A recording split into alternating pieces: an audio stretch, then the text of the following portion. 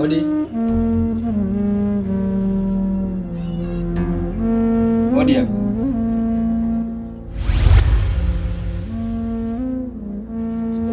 Karibu.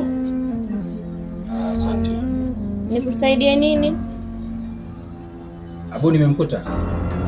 Abu? Yes, Abu. Mbona ameshafariki muda sana? Najua kama amefariki, lakini nashangaa wewe mbona upo hai? Huwezi jua, maybe ni mipango ya Mungu.